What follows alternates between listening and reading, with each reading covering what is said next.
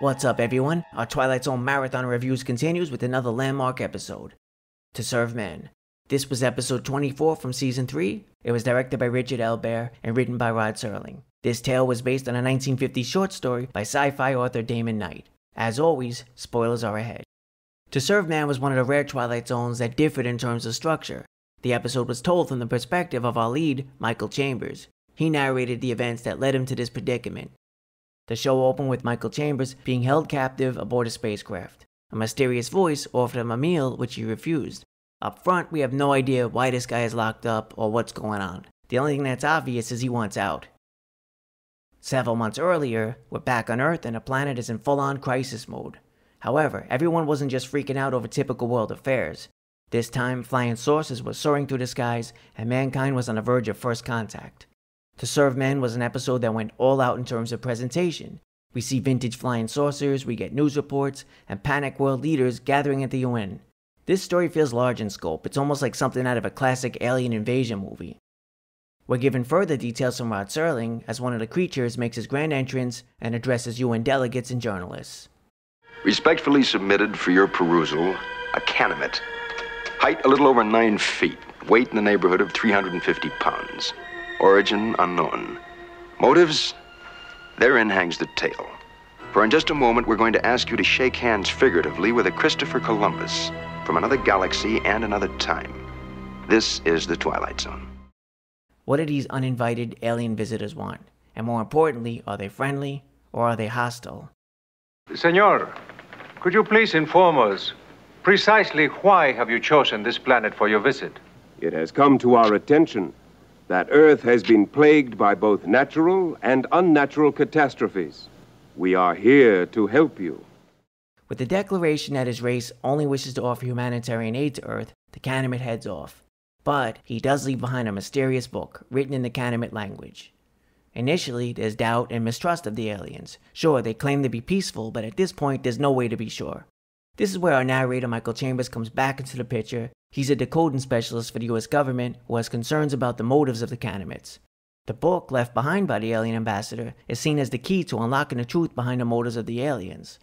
As the story progresses, Mr. Chambers and his team, which includes his assistant Patty, as played by Susan Cummings, get to work trying to decode the book. Trust in the Canamets is seemingly confirmed when Patty decodes the title of the book, To Serve Man. See? It's all good. The Canamets even submit to a polygraph at the request of UN delegates. Our mission upon this planet is simply this: to bring to you the peace and plenty which we ourselves enjoy. When your world has no more hunger, no more war, no more needless suffering, that will be our reward. The polygraph indicated that they were speaking the truth. They were there to help mankind. International leaders were thoroughly won over by the smooth-talking Canamets. Eventually, the advanced alien technology is put to use, and as promised, the Canamets put an end to war. They put an end to famine and energy shortages. Soon after the Canamets established embassies in major cities across the planet, at last, all was well on Earth. Space Santa had delivered world peace as promised, meaning armies and navies were pretty much dismantled. Things were so good that humans happily lined up for trips to the Canamets' home planet. And who wouldn't want to go on an exciting intergalactic vacation? Even the once doubtful Mr. Chambers, who's been reduced to spending his days playing with string, signed up for a getaway to the Canamets' planet. However, just before he was about to board the craft, Mr. Chambers' assistant caught up with him, and were given one of the most disturbing twists in the history of the series. To serve man, it's a cookbook! Following a shocking revelation, things seem more bleak than ever. We're back with Mr. Chambers being held prisoner aboard the spacecraft. Once again, he's offered another meal, which he tosses away. At that point, a Canamet popped in and encouraged Chambers to eat. You know, so he wouldn't lose weight. Which, in context, is pretty gross. The recollections of one Michael Chambers, with appropriate flashbacks and soliloquy. Or more simply stated, the evolution of man. The cycle of going from dust to dessert. The metamorphosis from being the ruler of a planet to an ingredient in someone's soup. It's tonight's bill of fare from the Twilight Zone. So, if an alien race of benevolent, gentle giants offers to solve all your problems, brace yourself. Something awful is bound to happen. To Serve Man was a classic episode. For me, the Cannabits were a real highlight. They worked incredibly well as creepy, memorable villains. Although Joseph Ruskin was the uncredited voice of the Cannabit race, the actual part was played by Richard Kiel, who stood 7.5 feet tall. Kiel was famously quoted as saying, "It's always more fun to play a bad guy than to be yourself, as you can create a character unlike your own and be someone you are not for a change." This is a sentiment shared by many actors. In addition to his role as a Cannabit and other big screen baddies, Kiel was best known for portraying the Bond villain Jaws,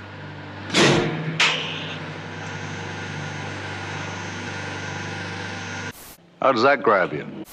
and who can forget him as Mr. Larson in Happy Gilmore. Well, moron, good for Happy Gilmore, oh my God! I mentioned earlier that To Serve Man was different in terms of structure. Here, the main story was told in flashback.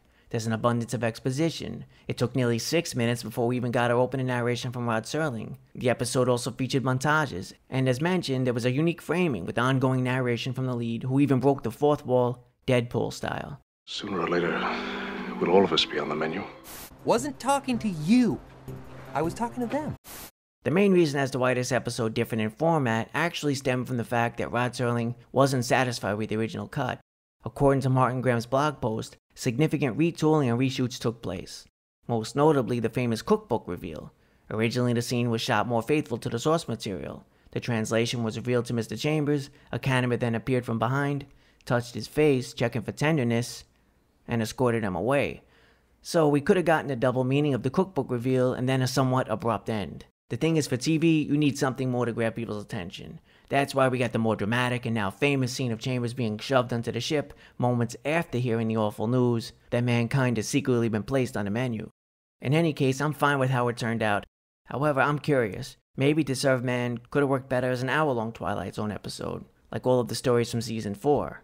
Again, this particular story was large in scope and had global ramifications. Increased running time would have allowed for a little more fleshing out of the events. Rod Serling himself seemed to feel the same way. Now, to be clear, Rod Serling was very appreciative of the glowing and positive feedback that the show received at the time. Damon Knight, the author of the original story, was also happy with the final product. However, in back-and-forth communications with the original writer Damon Knight, Rod Serling had this to say: "If we'd done this as a motion picture and had a few more dollar bills accessible, it could have been dressed up far more handsomely." He went on to say he hoped to revisit the story again. Keep in mind, Rod Serling was known to be his own harshest critic. Nevertheless, fans love this show. The episode remains on many people's top 10 favorite lists to this day.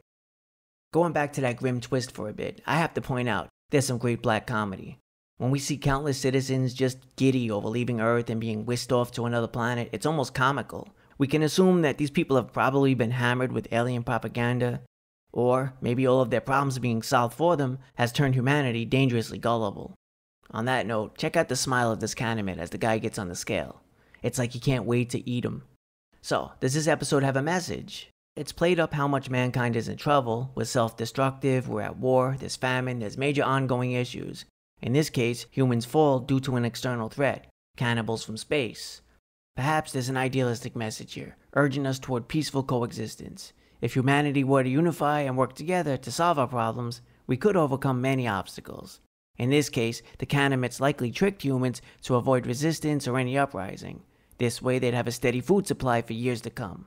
If mankind wasn't suckered in by gifts from space, they could have stood a chance against the alien threat. But the Cannabits offered so much, they're even referred to as Santa Claus. So this story can be considered a cautionary tale. Beware of gift givers. Nothing in life is free. There's also the idea that this is just a creepy story, meant to entertain, and that it does. This is another one of those episodes that's been referenced and parodied many times. It's a cookbook! It's a cookbook! If you guys saw To Serve Man, let me know what you think of it. Was there any meaning here or social commentary? Feel free to let me know in the comment section below. I give this classic 4 out of 5 hungry Cannabits. I also want to give a special shout out to Mr. R. Sterling Gray. He's a fellow YouTuber who's been very supportive. I've gotten to know him over the last few months, and he has an awesome channel called the Wacky World Lounge. The Cannabits even got special recognition in one of his recent videos. If you dig B-movies and all kinds of other wacky stuff, check out his spot. Thanks a lot for watching, everyone. I really appreciate it. Until next time, be well, stay safe. Later.